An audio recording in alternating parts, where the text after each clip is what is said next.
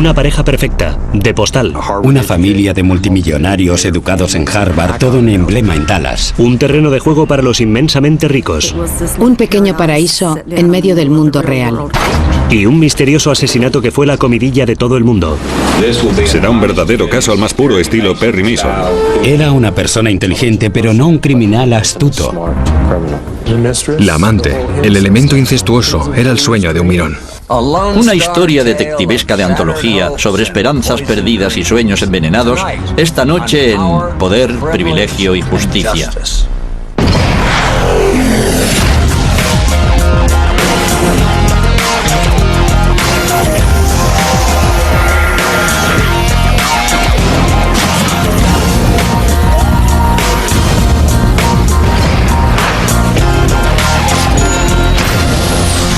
Crímenes imperfectos, ricos y famosos, rastros de maldad.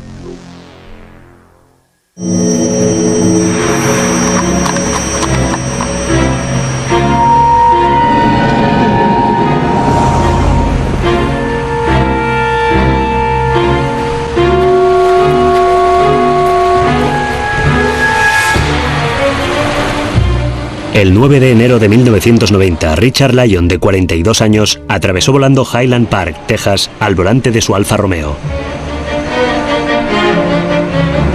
Frenó en seco con un chirrido delante del hospital presbiteriano. Entró en el hospital y pidió ayuda, diciendo que su mujer estaba en el coche y no se encontraba bien. Personal de urgencia salió entonces y se la encontró acurrucada en posición fetal en el asiento del copiloto.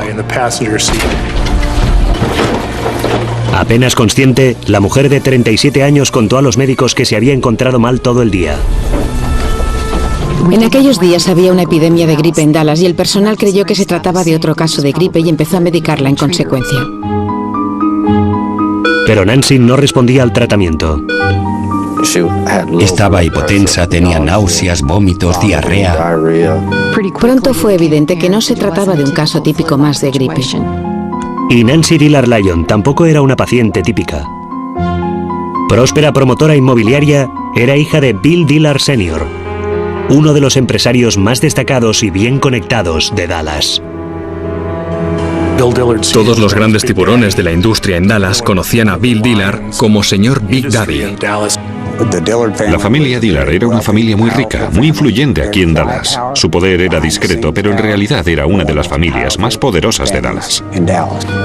En pocas horas, el equipo médico que atendía a la paciente incluía todo tipo de especialistas de enfermedades infecciosas. Todos sabían que aquel caso era distinto al de una enfermedad normal o habitual. El personal de la sala de urgencia sospechó que se trataba de un síndrome de shock tóxico, algún tipo de problema bacteriano. Mientras amigos y familiares arropaban a Richard en la sala de espera, el equipo médico se esforzaba en alcanzar un diagnóstico. Hicieron toda clase de preguntas intentando descubrir si había viajado al extranjero, lo que había comido, para averiguar el origen de su dolencia.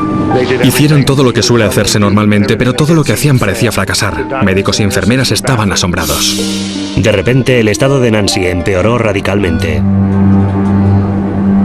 Sus síntomas evolucionaron muy rápidamente, de los vómitos y la diarrea a las convulsiones.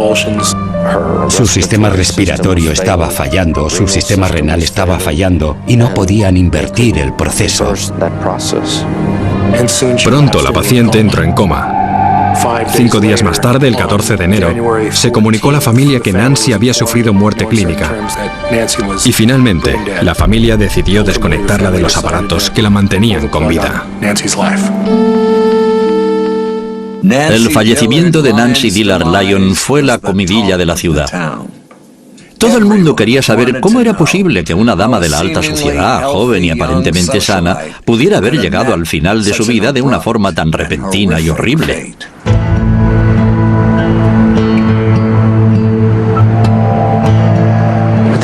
Creo que fue un impacto tremendo. El funeral fue un acto multitudinario. Estaba abarrotado de gente. Todo el mundo lloraba la muerte de Nancy. La reacción inicial fue de pura consternación. Muy pocos sospechaban que se tratara de algo más que una muerte trágica a causa de un extraño problema bacteriano. Pero tras las puertas cerradas de la mansión de los Dillard, las sospechas se van consolidando.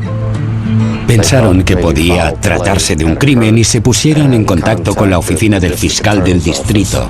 Mientras Richard firmaba la autorización para la autopsia, Big Daddy presiona a las autoridades para que investiguen más de cerca lo ocurrido a su hija.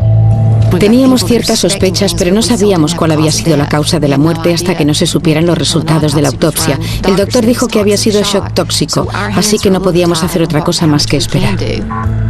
Pero las historias que los Dillard empezaron a contar despertaron el interés de los investigadores. Hablaron de un curioso incidente. Alguien había dejado una botella de vino en el porche de Nancy con un frasco de pastillas y un mensaje donde ponía: para una señora muy especial, de un admirador secreto. Su familia pensó que eran las pastillas la causa de todo. Según Richard, Nancy llevaba meses recibiendo cartas de amenaza. Un antiguo jefe de Nancy estaba involucrado en un enconado litigio. El testimonio de Nancy le había hecho mucho daño en ese contexto. Pero las amenazas seguían llegando. Richard recibió una misteriosa llamada telefónica en el contestador con una voz que decía: ella ya tiene su merecido, ahora te toca a ti. Pero entonces los investigadores recibieron una llamada telefónica desde la morgue. El personal forense me informó de que la causa de la muerte de Nancy Dillard Lyon había sido envenenamiento por arsénico. Los informes toxicológicos demostraron que Nancy presentaba una cantidad de arsénico 100 veces mayor de lo normal en su cuerpo. Después de los resultados de la autopsia, aquello se convirtió en un caso de asesinato. Hubo un tiempo en el que el arsénico se conocía como el rey de los venenos y el veneno de los reyes. El arma ideal para liquidar a un enemigo sin llamar la atención. Ahora se había cobrado la vida de la princesa de Park Cities, pero ¿quién era el culpable? Días después de la misteriosa muerte de Nancy Dillard Lyon, su autopsia reveló niveles letales de arsénico en su organismo. Su ex jefe quedó rápidamente descartado como sospechoso y los investigadores se centraron en el entorno familiar de la víctima.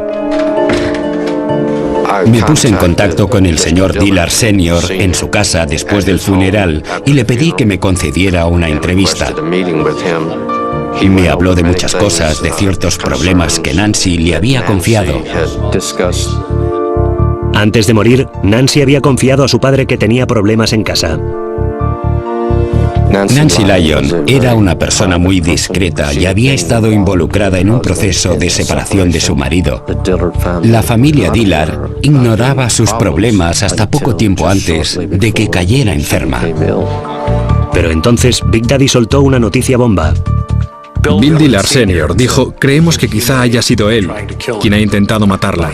Con ese él se estaba refiriendo a su propio yerno, Richard Lyon. Sin embargo, de momento, las sospechas de Big Daddy solo se basan en su intuición, y los investigadores necesitarán algo más que esto para resolver el caso. No teníamos gran cosa, solo la sospecha de la familia, pero no había suficientes pruebas. Era inconcebible que alguien como él pudiera asesinar a su mujer, a la madre de sus hijos. Los tristes ojos y las largas pestañas de Richard escondían quizá el alma de un monstruo. Y si realmente había envenenado a su mujer, ¿por qué lo había hecho? Para descubrirlo, los investigadores tendrían que escudriñar tras la fachada de cuento de hadas que parecía ser la vida de Nancy Dillard Lyon.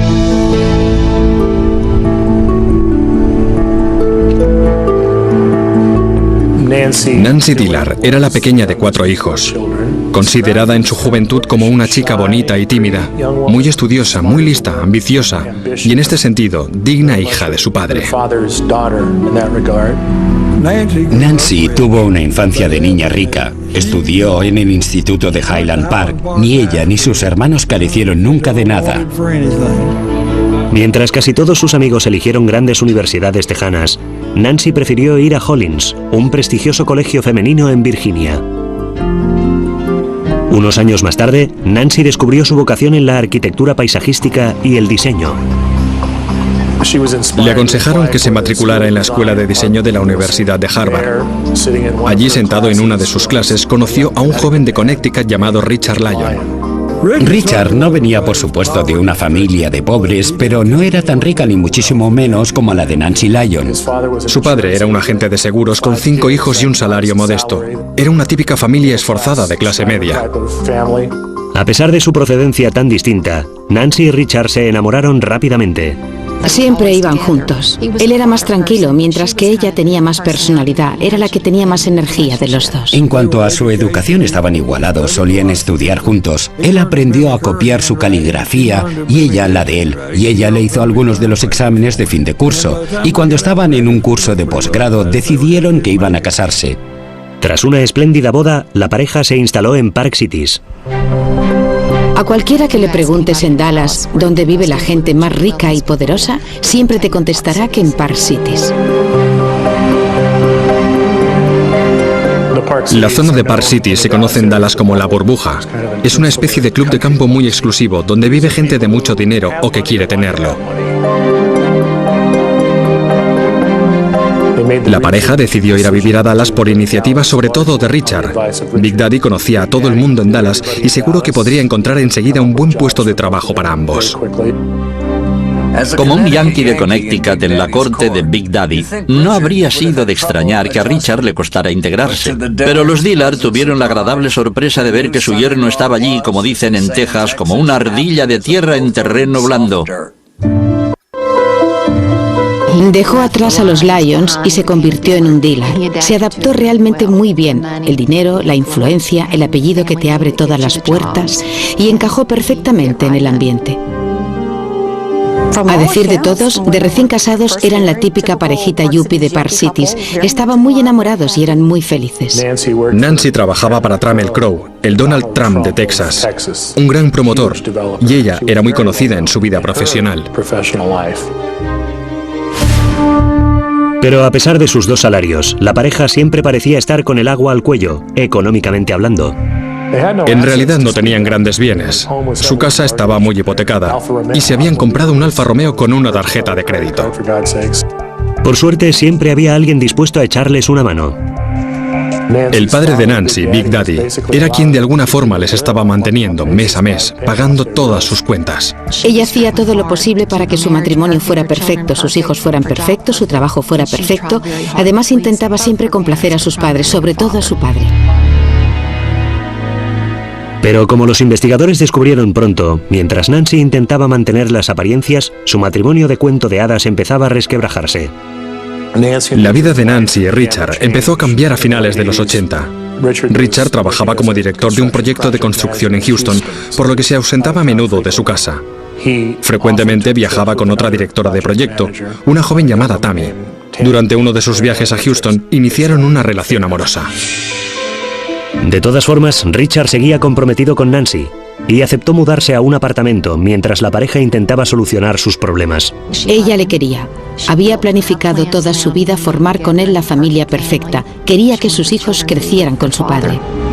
Amigos de la pareja contaron a los investigadores que en diciembre la pareja se había reconciliado y Richard se había trasladado de nuevo a La Burbuja.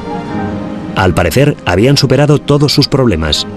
El señor Dillard me confesó que Richard gustaba a toda la familia. Nancy se había casado con él. Era el padre de sus nietos y volvieron a aceptarle en el seno de la familia Dillard. Pasaron las Navidades juntos en Connecticut, pero su feliz reconciliación no duraría mucho.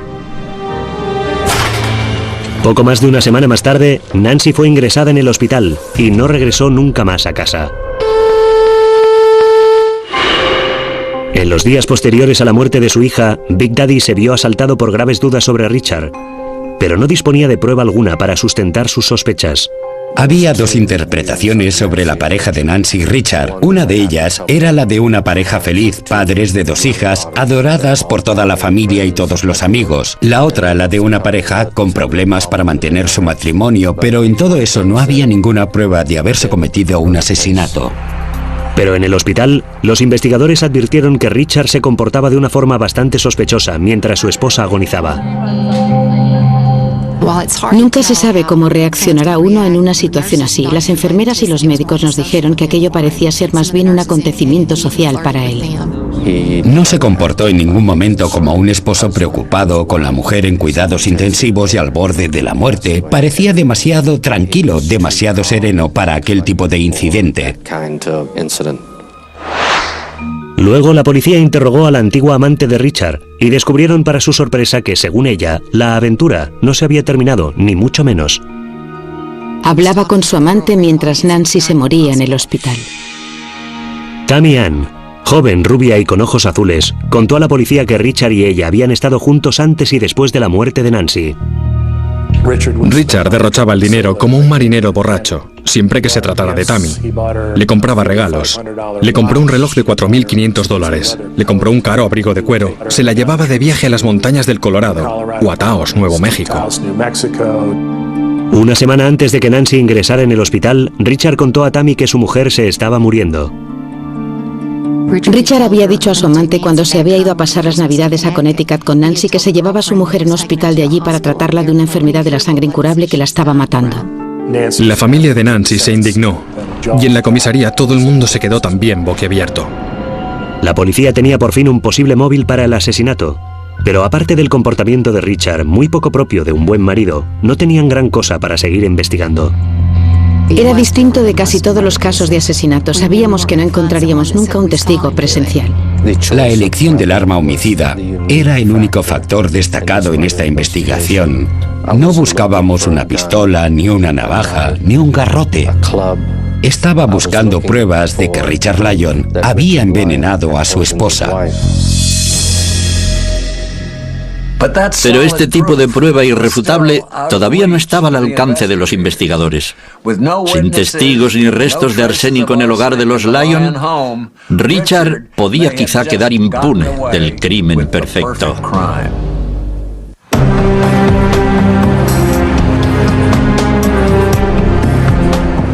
Un mes después del envenenamiento por arsénico de Nancy Dillard Lyon, su marido Richard se ve envuelto en las sospechas. Pero sin ninguna prueba sólida, la policía no puede arriesgarse a dar un paso en falso y pide la colaboración de los Dillard. Aunque estaban convencidos de que Richard era el responsable de la muerte de Nancy, tenían que mantener las apariencias de normalidad. La situación era tensa y no creo que él buscara demasiado su compañía, pero la familia mantuvo la fachada demostrándole simpatía, ocupándose de él y llorando juntos la pérdida de Nancy. Pero cuando los Dillard no le están observando, Richard no es precisamente un acongojado viudo. Poco tiempo después de la muerte de su mujer, su amante iba a menudo a su casa. Estaba con sus hijas y yo pensé que es sospechoso, o por lo menos que mal gusto. No eran los únicos indicios que vieron los investigadores. Richard Lyon nunca llamó al hospital para preguntar por qué había muerto su mujer, cómo había muerto. Son cosas que los familiares de los fallecidos siempre quieren saber en estos casos, pero él no me llamó nunca, ni a mí, ni al departamento forense. Durante semanas, investigan los distribuidores de productos químicos esperando encontrar alguna pista. Era como buscar una aguja en un pajar, porque podía haber comprado el veneno en cualquier parte, podía haberlo encargado en cualquier parte. Pero entonces una empresa de Houston les comunica una noticia esperanzadora. Su registro revela no una, sino 4 compras por separado realizadas por un tal Richard Lyon. Había adquirido una larga lista de varios tipos de veneno. Richard Lyon había empezado a comprar productos químicos en enero de 1990 y la última adquisición había sido el 27 de noviembre de 1990. Había comprado mercurio, carbonato de bario, nitroferricianuro de sodio, arsénico, arsénico estándar y trióxido de arsénico. Pedía cualquier cosa que tuviera que ver con cianuro o con arsénico o con cualquier nombre que se asocie automáticamente con veneno. Teníamos los talones y los empleados del laboratorio de Houston que le vendieron los productos pudieron identificarle. Los archivos de la empresa demuestran que algunos de los pedidos fueron enviados a las oficinas de Richard. Hablamos con los empleados de su empresa. Nos dijeron que ellos trataban con productos orgánicos y naturales, que no utilizaban ese tipo de sustancias.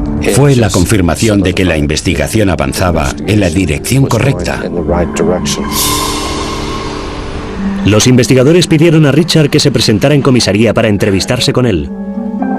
Cuando le informaron de la causa de la muerte de Nancy, Richard no dio muestras de emoción alguna. No parecía sorprendido de que la hubieran envenenado. Estaba muy tranquilo, muy sereno, a pesar de que acababa de enterarse de que su mujer había sido víctima de un extraño envenenamiento.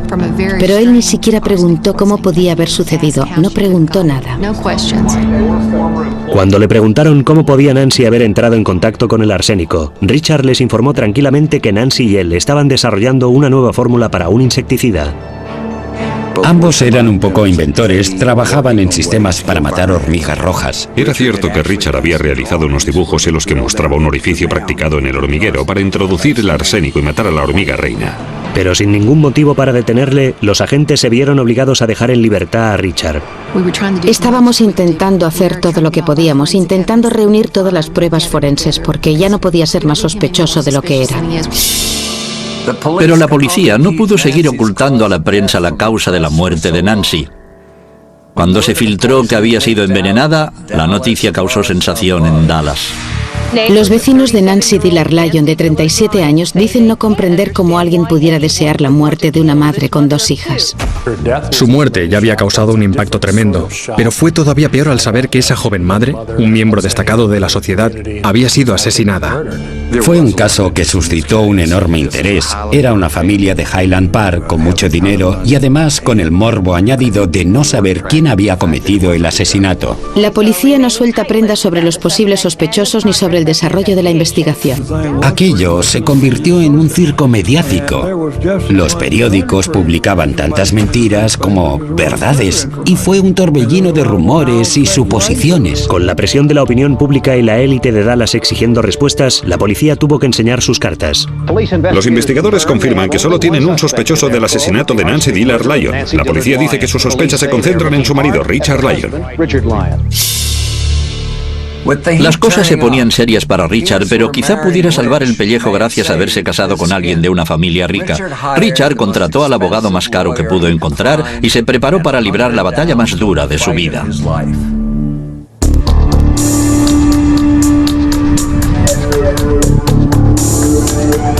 Días después de que la policía diera el nombre de Richard Lyon como principal sospechoso, su abogado defensor recién contratado convocó una conferencia de prensa. Todo el mundo hablaba del caso. Entrabas en una barbería y todo el mundo estaba hablando del tema. La opinión general era que Richard era el culpable. Por eso se estaba creando un ambiente realmente negativo contra mi cliente. Contrariamente a las acusaciones recientemente formuladas por la policía, yo no envenené a mi mujer, Nancy Dillard Lyon, ni tuve nada que ver con su trágica muerte. Puedo asegurarles que la investigación que estamos llevando a cabo en su defensa es realmente exhaustiva. Si mi cliente llega a ser procesado por asesinato, les aseguro que será un verdadero caso judicial al estilo de Perry Mason. Los investigadores decidieron que había llegado el momento de actuar. Con la amante de Richard y las pruebas de que había comprado productos químicos, los argumentos de la acusación son circunstanciales, pero convincentes. Sabíamos que nunca obtendríamos una confesión de culpabilidad por parte de Richard. Sabíamos que no encontraríamos nunca a alguien que dijera le vimos hacerlo, y decidimos que teníamos suficientes pruebas. Una mañana de mayo, 5 meses después de la muerte de Nancy, Richard es acusado de asesinato en primer grado. Lyon iba en coche por la calle Preston tras acompañar a sus 2 hijas a la guardería. La policía le ha obligado a detenerse, algo que al parecer ha sido una sorpresa total para él. Richard Lyon parecía aterrorizado de encontrarse en aquella situación, quizá algo conmocionado, pero completamente aterrado. La detención de Richard Lyon proyecta una imagen muy negativa de un hombre que afirma ser inocente. La policía ha descubierto que Richard Lyon había encargado productos químicos a través de su empresa. Los responsables de su empresa han declarado que Lyon no estaba autorizado para encargar este tipo de productos. Richard había quedado en evidencia. Todo Dallas estaba dispuesto a mandarle a la silla eléctrica. Pero él no estaba dispuesto a rendirse, porque todavía le quedaba un as en la manga, un feo truquillo. Una noche, poco después de las 10, recibí una llamada de Richard. Me dijo, tienes que venir ahora mismo, he encontrado algo. Me levanté, me vestí, fui a su casa y me lo encontré en su dormitorio. Había encontrado ciertas notas de Nancy. Y en estas notas, Nancy expresaba temor al sexo. porque se sentía indefensa cuando perdía el control. Entonces, Richard revela un turbio secreto familiar. Richard me había dicho que se había enterado de que Nancy había tenido una relación incestuosa con su hermano.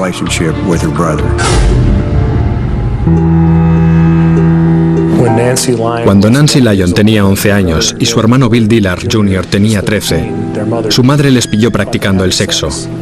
Se quedó horrorizada. La reacción de la familia, aparte de mandar a Bill a un internado, fue aparentemente nula. Creo que es algo que Nancy no superó en toda su vida. De hecho, cuando Richard inició su relación extramatrimonial, Nancy se culpó en parte a sí misma. En el año anterior a su muerte, las viejas heridas habían reaparecido de nuevo. Su padre, Big Daddy, insistió en que sus hijos solo habían estado jugando a médicos, que aquello había sido perfectamente normal. Nancy sabía que no era perfectamente normal, ni muchísimo menos. Era una joven con muchos problemas internos. ¿Se opinó que estaba desesperada? Estoy seguro de que sí. Richard era el primer hombre de su vida, el primero a quien quería y en quien confiaba, y cuando él empezó a hablar de divorciarse, debió ser algo muy traumático. Richard contó a sus abogados que durante su separación de Nancy había observado que su mujer había recibido un ramo de flores. Nancy le dijo que las flores las había mandado a la escuela donde estaban apuntadas las niñas. Richard leyó la tarjeta y ponía algo así como: sentimos tanto que su marido le trate de esta forma.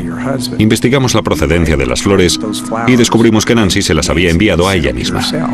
¿Era también el caso en cuanto a la botella de vino y las pastillas que Nancy había supuestamente encontrado delante de su puerta?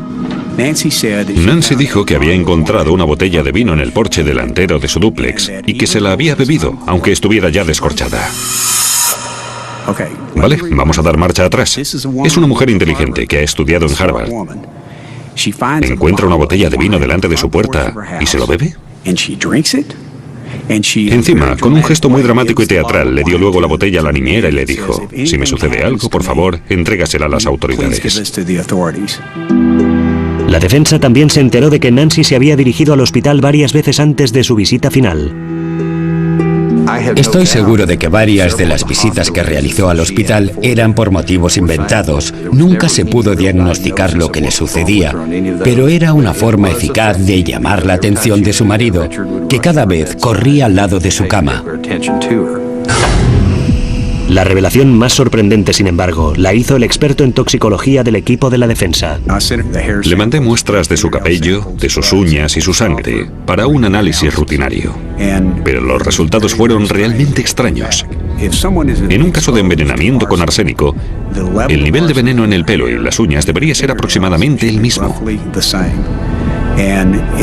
Pero en este caso, la cantidad de arsénico en las uñas de Nancy era 5 veces mayor que la de su pelo.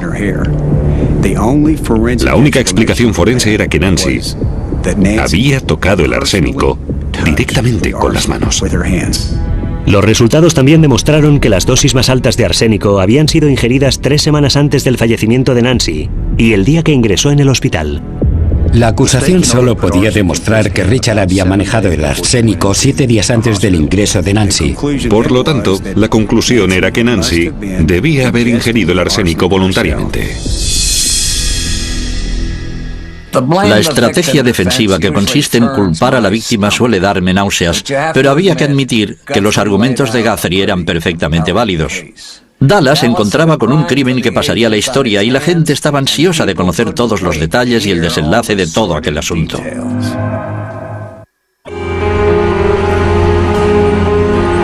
En vísperas del juicio contra Richard Lyon, los ciudadanos de Dallas se preparan para presenciar un drama con todos los elementos de un verdadero culebrón.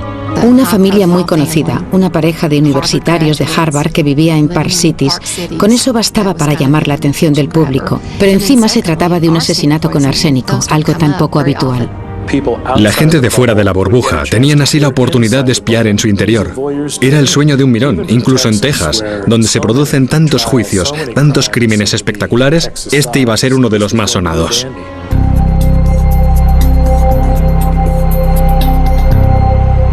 Cuando se inició el juicio, la fiscalía confiaba en que el jurado fuera capaz de atar cabos.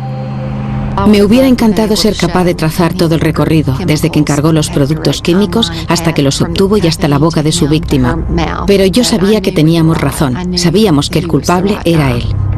Las pruebas físicas demostraban sin lugar a dudas que la mujer había sido envenenada. Pruebas de que Richard Lyon había comprado el veneno. Pruebas de su relación extramatrimonial. Creo que todo el mundo estaba convencido de que la acusación ganaría el proceso. Pero la defensa de Richard intentaba socavar los argumentos circunstanciales de la acusación popular.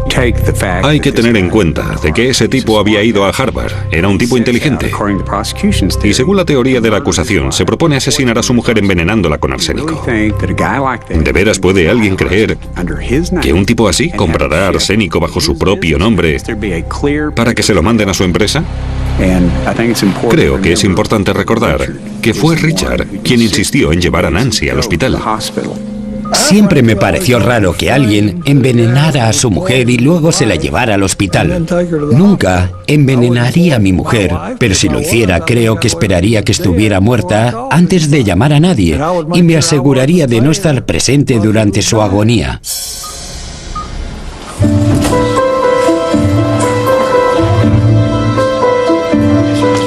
Cuando empiezan a presentarse las conclusiones provisionales, la sala del tribunal está atestada de espectadores. Había unas 1.400 personas intentando hacerse con uno de los 86 asientos. Estaba atestado cada día. El público estaba formado por gente acomodada y muchos representantes de los medios de comunicación. Los Dillard se habían ingeniado para que sus amigos y conocidos llenaran las galerías. Incluso habían establecido turnos para que la gente asistiera al juicio y llenara la sala. Los únicos asistentes que apoyaban a Richard eran en realidad sus padres. El alegato inicial de la acusación fue espectacular por varios motivos. Estábamos un poco distraídos por la cabellera de la fiscal. Jerry Sims llevaba una melena que le llegaba prácticamente a las rodillas y cuando se levantaba solía hacer un gesto con la cabeza para apartarla a un lado. Muchos periodistas comentaban, ahí viene otra vez la melena. La señora Sims estaba acaparando la atención. Tras una de sus entradas, especialmente teatral, en la sala del tribunal, se oyó la voz de uno de los amigos de los Dillard que decía, «Mi reino por unas tijeras». Creo que odiaba a Nancy, pero creo que lo más importante de todo es que no quería desvincularse del nombre de Dillard. La influencia de la familia, los negocios que podía facilitarle, no podía divorciarse de ella sin renunciar a todo aquello. No era un buen hombre. Creyó que si iba envenenándola poco a poco, parecería simplemente que se trataba de una mujer enferma y nadie notaría la diferencia. Pero, ¿cómo le había administrado el veneno? La acusación no estaba segura, pero un impactante descubrimiento en el antiguo apartamento de Richard les proporcionó la clave. La joven que vivía allí estaba buscando algún fármaco en el botiquín del cuarto de baño y se encontró con un frasco de pastillas. Era medicación para Nancy Lyon. Los análisis revelaron que alguien había manipulado las pastillas y les había añadido cianuro. Estoy seguro de que Richard le daba estas cápsulas a Nancy. Ella no sabía que la estaba envenenando. Se las daba cada día. Mi opinión es que estaba experimentando con distintos productos para descubrir el mejor para matarla. Tenemos pruebas de que había encargado distintos tipos de compuestos con arsénico. Teníamos los recibos y el personal del laboratorio que se los había vendido. Pero a la fiscalía todavía le faltan unas cuantas piezas del rompecabezas. Las pruebas forenses indicaban que había ingerido una fuerte dosis de arsénico 3 semanas antes de ingresar y otra dosis el mismo día de su ingreso. La acusación no podía demostrar nada sobre Richard y el arsénico. El sospechoso más plausible, dijeron, era la propia Nancy. La defensa trazó el perfil de una mujer desesperada, luchando con las dolorosas cicatrices del incesto. Por supuesto, Nancy era una persona con muchos problemas. Su marido se acostaba con otra mujer. Estaba al borde del divorcio. La defensa la presentó como una mujer muy vulnerable y, según sus teorías, como una posible candidata para el suicidio. La defensa presentó como pruebas las notas que Richard había encontrado tras la muerte de Nancy y las leyó en voz alta ante la sala del tribunal. Me he esforzado tanto en conseguir la familia perfecta, siempre ocupada, frustrada, ansiosa, exigente, controladora, demasiado perfeccionista. Eso daña mi vida familiar. Si no tengo poder, me siento incompetente y cuando siento que no controlo, me enfado. Temo a Bill y a sus deseos. Sexo pervertido. Tengo problemas por culpa del incesto. La sala del tribunal, ya conmocionada, tendría entonces otra sorpresa cuando la defensa reveló un recibo de una empresa llamada Ingeniería Química. Su propietario, Charles Couch, subió al estrado. Couch explicó que había recibido una llamada telefónica de una mujer que le había pedido información sobre venenos que pudieran solucionarme un problema de hormigas rojas en mi jardín trasero. La mujer se había identificado como Nancy Lyon.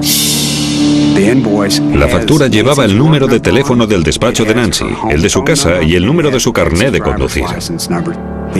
La factura de la empresa de Couch demostraba que Nancy había comprado los productos químicos. La única explicación forense sobre la cantidad de arsénico hallada en las uñas de Nancy, 5 veces mayor que la de su pelo, era que debía haber tocado el arsénico. Creo que lo que sucedió en realidad fue que Nancy había ingerido el arsénico voluntariamente, en un extraño y desesperado intento para no perder a su marido, y que accidentalmente ingirió una cantidad excesiva. Creo que eso es lo que la mató.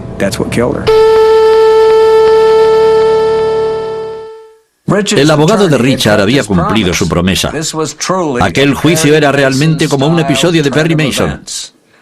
Pero todavía se produciría un giro más increíble en esta historia tejana.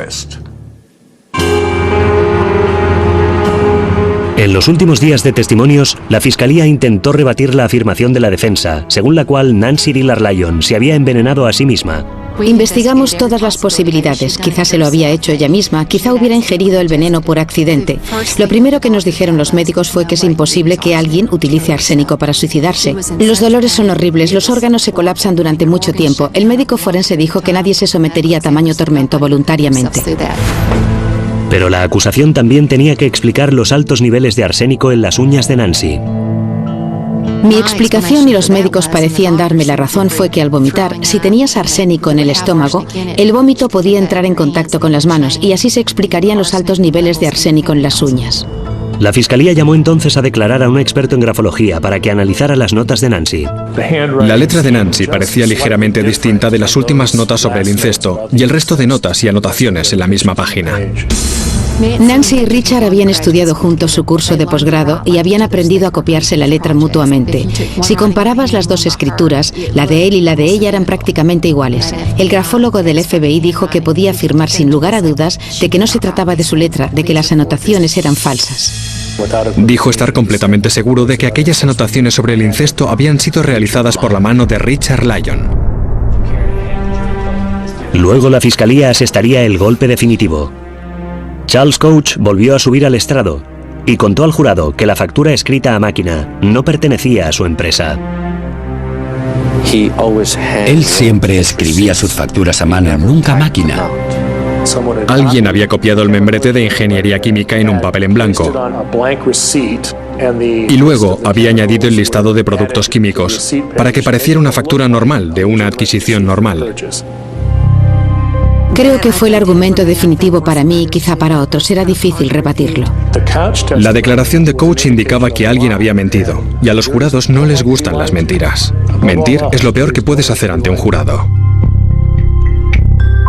El jurado tardó menos de una hora en volver con su veredicto. ¿Considera el jurado que Richard Lyon es culpable de los cargos por los que ha sido procesado? Sí. Gracias. No creo que en toda la sala hubiera una sola persona sorprendida por el veredicto, excepto el propio Richard Lyon. No podía creerlo, no podía creer que lo hubieran declarado culpable.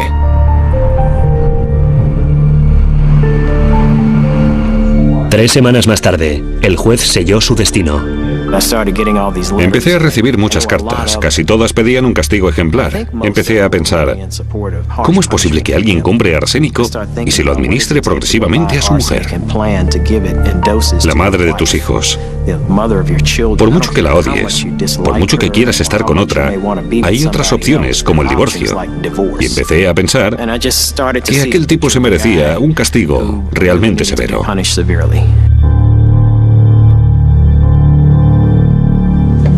Richard fue condenado a la pena máxima, cadena perpetua. Para Big Daddy y el resto del clan de los Dillard, la larga y dolorosa espera por fin ha terminado. Había sido la familia la que se había dirigido a la policía y le había comunicado sus sospechas. Si no, no se habría realizado la autopsia del cadáver y nadie sabría que había sido envenenada. Tienen amigos muy poderosos y, por supuesto, cantidad de dinero. Y creo que estaban mejor capacitados para exigir justicia para su hija que otra gente sin tantos medios como ellos. Más de una década después, los abogados de Richard siguen defendiéndole. Como mi abuelo solía decir, tengo este caso atravesado. Teniendo en cuenta todas las pruebas disponibles, creo que Richard no debería haber sido declarado culpable. Creo que las pruebas forenses son muy significativas. ¿Cómo podían presentar un nivel tan alto de arsénico en las uñas de Nancy? Era una cantidad enorme. Cuando fui a ver al señor Coates, ambos estuvimos mirando la factura y no dijo que pudiera ser falsa. Estoy convencido de que el señor Coates pensó que quizá tendría problemas por haber vendido aquellos productos y que lo mejor que podía hacer era testificar a favor de la fiscalía. Pero pocos habitantes de la zona han perdido el sueño por culpa de la suerte de Richard. Richard Lyon era un hombre muy frío. No se imaginó jamás que le pillarían. Obviamente confiaba tanto en sí mismo que fue capaz de falsificar unos documentos y creer que no lo descubriríamos. Richard Lyon creyó estar por encima de la ley. Es una persona inteligente, pero no un criminal astuto. Para la gente como Richard Lyon, es impensable perder su nivel de vida. No desean necesariamente seguir con su esposa, pero no quieren renunciar al estilo de vida que la esposa les ha permitido alcanzar. La gente suele pensar, caray, si tuviera mucho dinero seguro que sería mucho más feliz. No tendría ningún problema, pero en realidad ni la cantidad de dinero que posees, ni tu educación importan para nada. Todos somos humanos y podemos caer muy bajo por culpa de nuestras limitaciones. Y eso es algo realmente cierto en este caso. De los numerosos métodos existentes para cometer un asesinato, el envenenamiento requiere un corazón especialmente duro. Richard Lyon fue capaz de contemplar cómo una persona que antaño había amado moría de una lenta y dolorosa muerte. Lástima que nadie le haya hecho probar su propia medicina. Dominic Dunne para la televisión judicial.